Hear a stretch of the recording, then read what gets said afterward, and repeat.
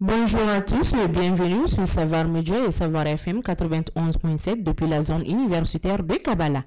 Bienvenue aux informations présentées par Awa Koulibaly. La mise en ordre est assurée par Souleymane Koulibaly. Voici les titres de ce journal.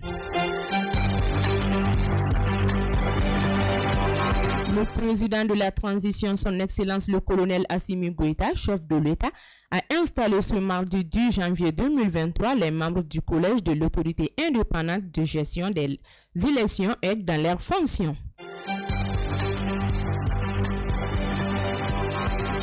Pour des raisons inavouées, un homme armé s'est permis le 3 janvier dernier de tirer un coup de feu en l'air en pleine journée. L'acte inhabituel a semé la panique des habitants de Yoro-Djambougou, un des quartiers du district de Bamako.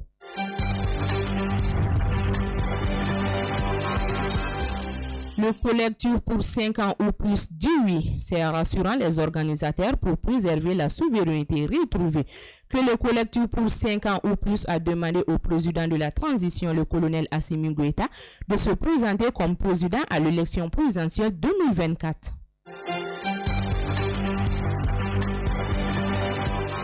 C'est tout pour le titre de ce journal. Dans un instant, le développement complet.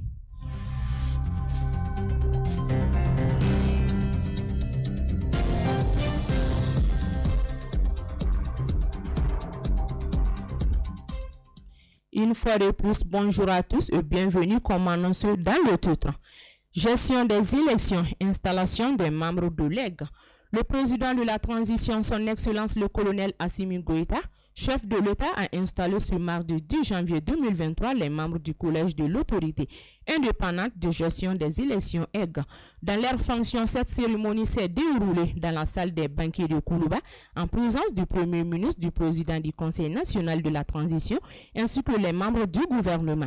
Cette cérémonie a servi d'occasion du président du collège de l'autorité indépendante de gestion des élections, M. Moustapha Sissé, le rappel des missions phares de l'organe unique de gestion des élections, des missions qui se résument particulièrement à l'organisation et à la gestion de toutes les opérations référendaires et électorales en République du Mali. L'EG portera une attention particulière aux fichiers électoraux dont l'actualisation nécessite une harmonisation des données de l'état civil et du fichier lui-même en vue de la confection des cartes d'identité biométrique d'une part et à la configuration du fichier électoral conformément à la nouvelle réorganisation territoriale d'autre part.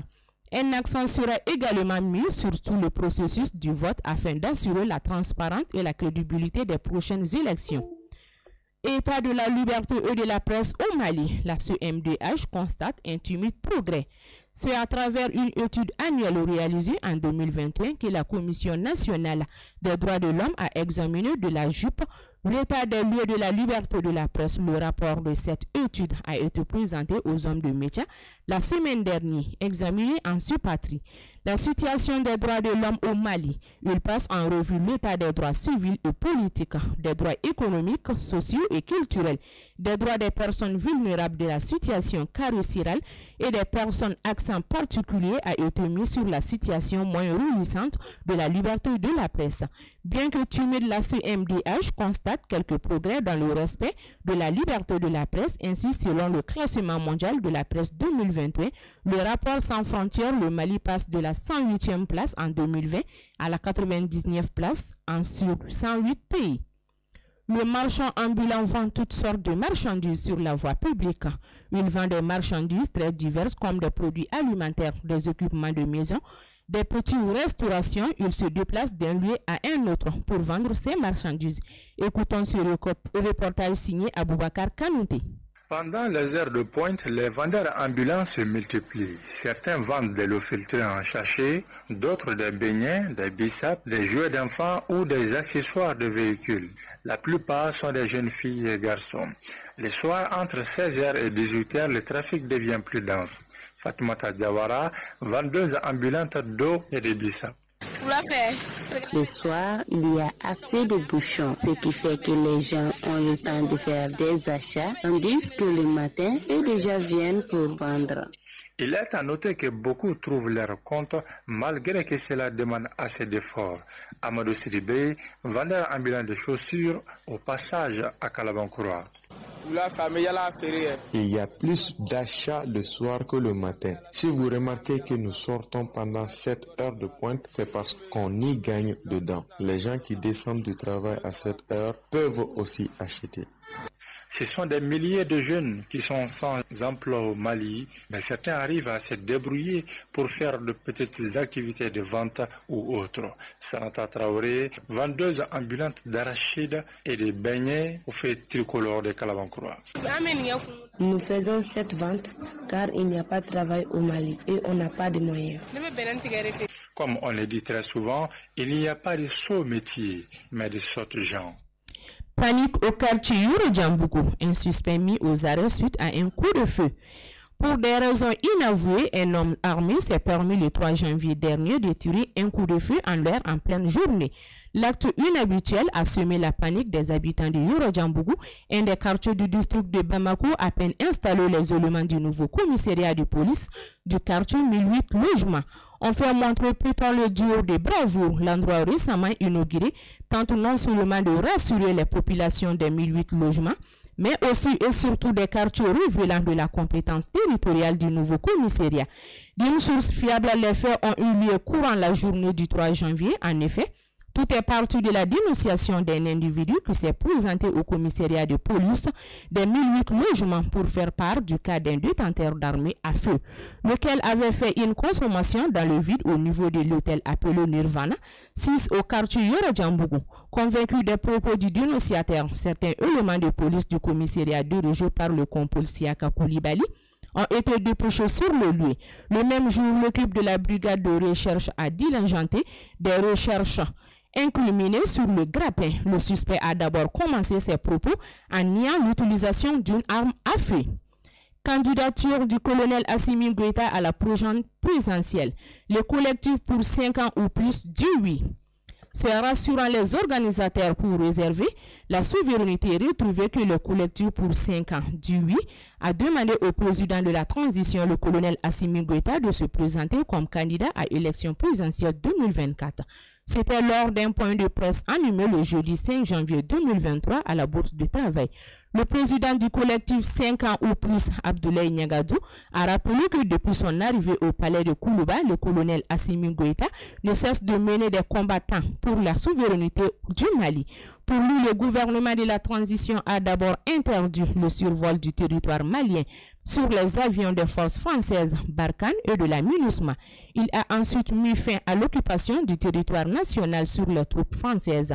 Sur le chantier de construction, il soutiendra que le gouvernement sous Assimi Goïta a posé la première pierre d'une dizaine d'usines, dont 3 anciens sont relâchés, et d'estime que c'est pour toutes ces raisons que le collectif pour 5 ans ou plus propose la candidature du président de la transition, son excellence le colonel Assimi Goïta, aux échéances électorales de 2024 avant d'inviter les Maliens à se réunir autour des autorités de la transition pour la sauvegarde de la souveraineté au Mali.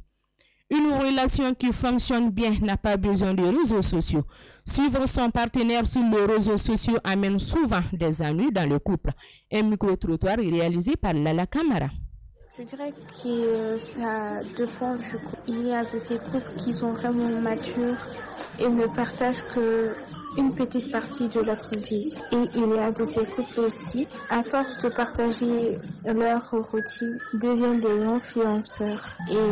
Et ça, c'est au-delà de la capacité, parce que quand les gens aiment, vous commencez à partager ce que les gens veulent. Ne vivez plus votre vie. Moi, je pense que l'impact des réseaux sociaux sur les couples, elle est globalement négatif. Négatif pourquoi? Parce que je pense que ça apporte beaucoup plus de nuisibilité au couple que de bienfaits. Déjà, quand on dit trop de temps sur les réseaux sociaux, ça veut dire beaucoup plus de temps sur le téléphone et moins de temps pour son conjoint, moins de temps pour les tâches de la maison, moins de temps pour l'éducation des enfants. Donc, ce qui peut très rapidement devenir un problème entre les deux conjoints. Également, nous savons qu'à travers les réseaux sociaux, il est beaucoup plus facile d'entrer en contact avec des gens ou que les gens entrent en contact avec eux. Certaines personnes peuvent être des personnes de bonnes intentions, d'autres font de mauvaises intentions. Il y a des gens que même si on les bloque, ils regardent parfois. Et à travers cela, ça a tendance à créer des envies de toujours surveiller son partenaire.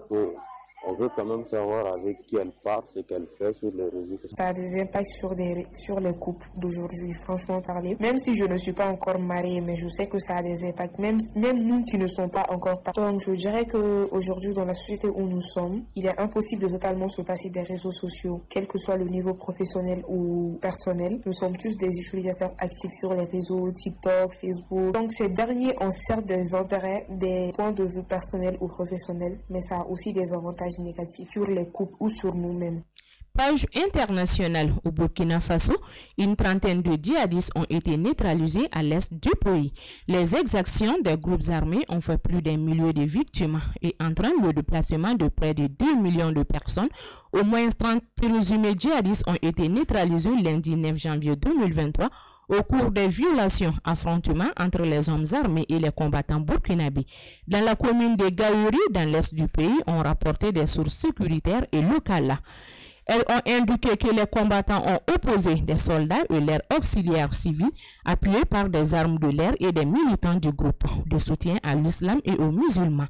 Au terme de violents affrontements qui ont duré des heures, une trentaine d'assaillants ont été neutralisés et plusieurs assaillants ont été blessés et transportés par les soins. Ensuite, une dizaine de volontaires pour la défense de la patrie, VDP, et 4 soldats ont trouvé la mort. D'importants dégâts matériels ont été signalés.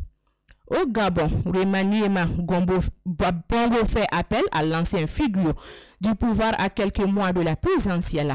À quelques mois de l'élection présidentielle et dont la date précise n'a pas encore été fixée, le président gabonais Ali Bongo a opéré un remaniement ministériel. Le lundi 9 janvier 2023, réintègre d'anciennes figures du pouvoir et introduisent des jeunes compétents.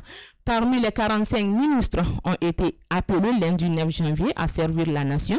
Se trouvaient René Ndezo Obiang et Blaise Louambé, deux anciens figurants du gouvernement sous l'ancien président Oumar Bongo. Page Sport.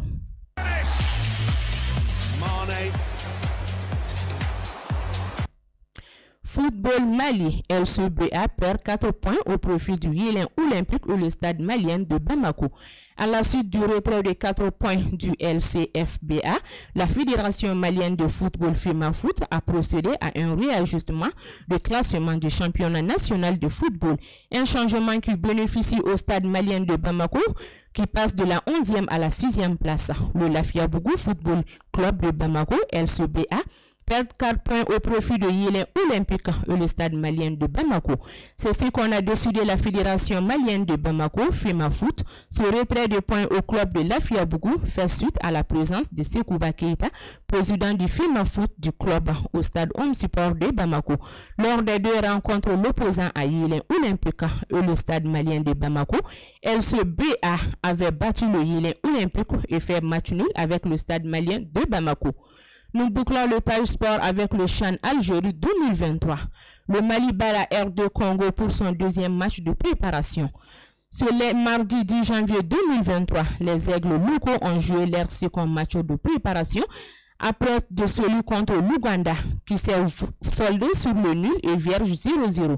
C'était face à la R2 Congo au stade Bou Ali Laouré de Sousse. Les hommes du sélectionneur Nuhun Djane ont pris le dessus sur la R2 Congo par la plus petite des marges, 1-0. L'unique réalisation a été l'œuvre de Makan Sambaliba à la 19e. Les Aigles locaux livreront leur dernier match préparatoire le vendredi 13 janvier 2023 contre le club sportif Chebak, première division tunisienne. La météo avant de boucler ce journal, il fait actuellement 33 degrés Celsius. Le maximum attendu pour le reste de la journée est de 36 degrés Celsius. Le soleil se couchera sur Bamako et ses environs à 18h23 minutes. Ceci met fin à ce journal qui vous a été présenté par Awa Koulibaly. Sa mise en ordre a été assurée par Souleymane Koulibaly. Merci à vous de l'avoir suivi et bonne suite de programme sur le groupe Savar Media.